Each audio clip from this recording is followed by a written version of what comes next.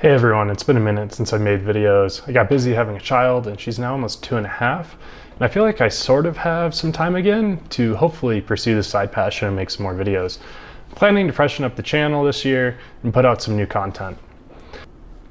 Comment below if there's any companies that you'd like to see me make a video on, and if enough people seem interested, I'll definitely give it a shot. So today this is going to be a two-part series on Nvidia. In the first video, I'm going to cover some high-level networking topics that I think are fundamental to be able to derive an accurate valuation for Nvidia. If you want to just jump right to the DCF, you can go ahead and do that now. Just go ahead and pause the video and you can hop on over. So first, I need to cover some high-level networking concepts and basically how the internet/cloud computing works. I believe this is actually fundamental into being able to value Nvidia, as a majority of their revenue, roughly 47 billion of the 61 billion, came from their compute and networking divisions, aka data centers. So let's quickly talk about what those divisions are doing and what it actually means. The compute and networking revenue is derived directly from selling systems, subsystems, or modules to customers that directly focuses on allowing these customers to run compute-intensive workloads such as AI. This is mostly deployed in cloud, on-premise, and edge data centers. Now that's directly from their most recent 10K, and it's definitely a little bit confusing when you read that. So what does this actually mean? Well, they're selling their graphics cards that happen to be really good at handling AI workloads directly to cloud customers and others. So why are these large cloud customers buying from Nvidia? Why does Amazon, Microsoft, IBM, Google, Alibaba, etc. actually need to purchase this hardware? Well, let's take a quick step back. So when you go on the internet, you send some information from your keyboard to your computer, which then goes over your Wi-Fi and enters your modem. That data is sent from your modem to a building most likely owned or operated by your internet service provider. This is usually referred to as a POP or edge site. Once the data gets here, there's a lot going on, a lot of switches and routers, some machines, and it kind of decides how they're going to get the answer for whatever you queried and where it needs to go from here. So they're going to send you somewhere else. Your ISP, internet service provider, wants you off their network. They want to hand you over to someone else's network if possible. This is where your data may end up kind of hopping onto Facebook's network if you're browsing Instagram, for example. It's going to take you back to a data center owned or operated by Facebook. It's going to find the photo that you're trying to like or load or whatever you're doing, and it's going to send it back to your device. This is all done relatively quickly for basic internet traffic. A lot of times you won't even end up back at a data center. There will be a server located at this initial entry location that has probably 20% of the most viewed content that makes up 80% of the web traffic. So it's all pretty quick and pretty seamless to get you what you're looking for on the internet. So high level, you search for something, the computer sends some information to your ISP, the ISP says, hey, Facebook, we think you should handle this, hands it off, Facebook routes you through their network. You go through their network and then they find what they need and they send it back to you. It's pretty straightforward. Now, if we take this a step further and talk about how AI is changing this model, now you go onto ChatGPT and create a video of a horse running through a rainbow forest.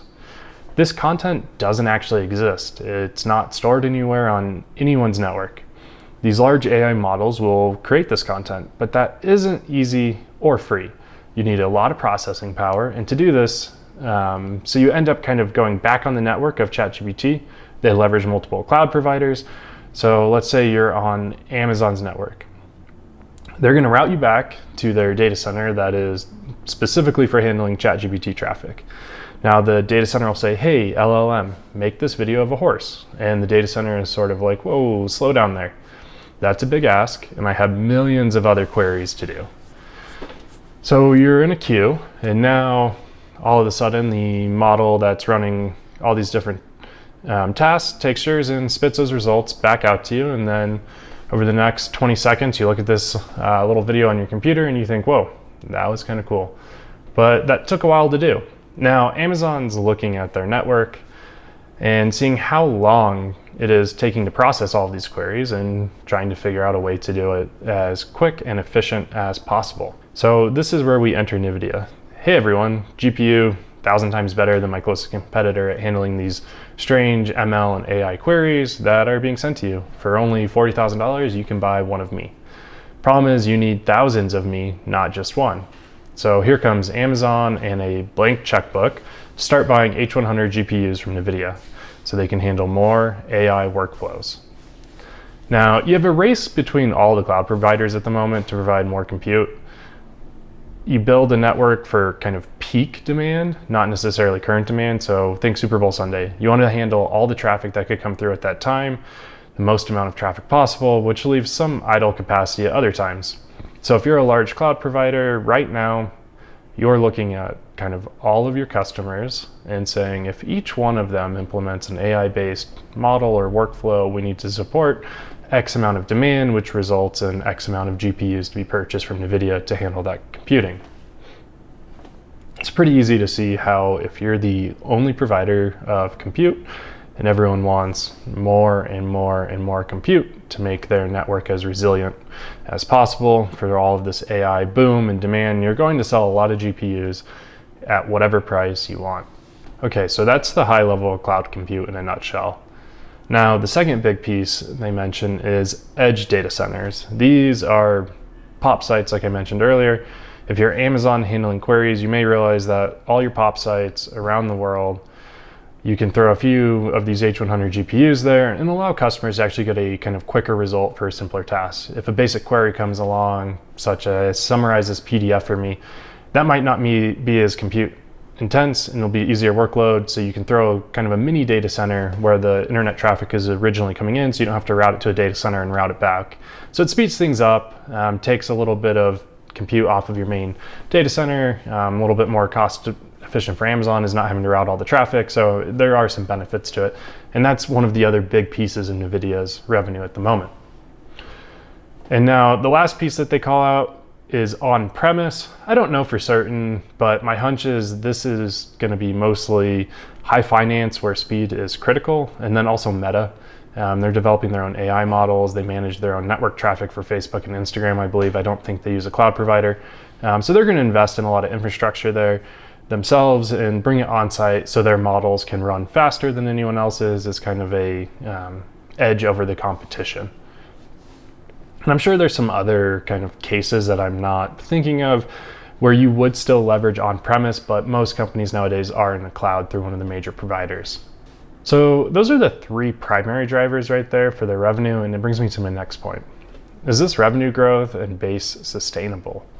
I believe in the short term, the answer is yes, but longer term, probably not. In the short term, I think every company is caught up in AI and how they can leverage it. They will explore AI, mostly through cloud partners offering various services like AI customer support agents, AI shopping experiences, AI virtual assistants, etc. During this phase, I think it's going to continue over the next couple of years as the kind of quality of all these offerings is sussed out. Companies will explore these options until there's sort of an AI playbook that is developed for industries. Think of something like if you start a retail company, you should leverage AI for product shopping and tier 1 customer support. I think all the consulting firms will start pushing some sort of narrative per industry. And I fully expect large cloud providers will continue to need compute for their cloud offerings and to purchase a significant amount of chips from Nvidia to install into their network over the coming years. But remember, they're building for peak scenarios most of the time to ensure network stability. If Apple is your cloud customer, they roll out new AI offerings on their iPhone, and your network can't handle the required spike of traffic, you will probably no longer be their cloud provider. So we're building for peak, which is going to be a lot of investment in the current situation. We're kind of at ground zero right now. The foundation has been laid, but that's it. At this point, every company is investing heavily into their infrastructure to build a network that can handle the potential peak AI loads that could come through. This can be seen as the amount of capital expenditures being incurred currently by big tech. A quick look shows Amazon is expected to increase CapEx by roughly $8 billion this year, Microsoft $10 billion, Meta $9 billion. So most of these earnings calls, their CFOs are continuing to highlight the need for increased and accelerated capital costs to support AI and ML. And I don't think this is going anywhere in the next couple of years. These companies are all basically building a house. In the next 2 to 3 years, I think two things will happen. First, companies will figure out where they need AI in their operations and will think twice before any experiments or use cases that don't appear profitable from the start. Right now, it's a bit of the wild, wild west. Test everything, see what works, see what doesn't, and then run a financial analysis afterwards to see if it could be profitable. I believe in the future, you'll run the analysis first and then you'll make the investments into the AI. This will slow down the speed of growth in network demand, as cloud customers won't just be throwing everything at the wall to see what sticks. They're going to be a lot more meticulous with what they decide to move forward in their AI pursuits. Second, the house will be built. A majority of compute power necessary to handle their demand will have been installed into their edge sites, their data centers, and it'll be done. They'll have caught up to the customer needs and the customer demand, slowing the rate of investment. They will go from kind of a growth mindset around AI to a maintain mindset, significantly slowing their speed on which they invest in infrastructure. Think of it as owning a house. Yes, every 20 years you need a new roof, maybe a better thermostat comes along like a Nest, and you kind of upgrade what you have, but you're not tearing out the house every year and rebuilding it from scratch, which is very expensive, which is kind of what's happening right now with their network infrastructure. So based on these two factors, I think demand for NVIDIA products will decline. I think they will reach a steady-ish run rate with normal growth rates. I think the really hard part about NVIDIA is determining that run rate revenue. The current spend on capital can't be maintained by these large tech firms, and I fully suspect it will pull back eventually. They need to be profitable as well. NVIDIA has more customers than just Meta, Amazon, Google, and Microsoft, but I wouldn't be surprised to find out that 80% of NVIDIA's data center revenue is actually concentrated in a handful of these really large cloud customers. They've all stated they're investing in NVIDIA compute and growing CapEx close to 10 billion annually to support AI. So of their 40 billion in data center revenue, let's call 35 billion of that concentrated with these firms, which is pretty scary. If they pull back, then NVIDIA revenue will significantly decline. So once the house is built, let's assume they move to maintenance mode in 2 to 3 years and they pull back their AI related investments by 85% for infrastructure. This would reduce that revenue number of 40 billion down to roughly 6 billion. So I think they will see a significant loss in revenue annually. It's going to be rough. I assume over a longer period, probably closer to 5 years though, as opposed to 2 to 3.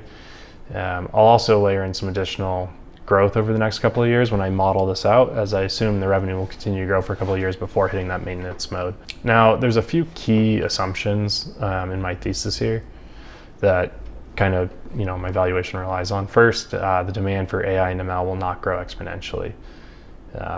Industries will understand where it can be applied and cut back on opportunities to put AI into everything. The second one, if it does grow exponentially, then more investments will continue to be made and NVIDIA revenue will continue to grow and my model will be very wrong. Second point here, there's not a large competitor to NVIDIA in the short term. Google does actually use their own in-house chips called TPUs. I'm assuming for my model that a major share of the market is going to be owned by NVIDIA and not by third parties. As new models come out, they'll be more efficient from an energy and compute perspective, meaning you're not going to need more compute power to run a better model, ML, AI model. Things will become more efficient as we develop this technology, thus requiring less compute for similar results. And then fourth, last gen technology will not put you behind your competitors.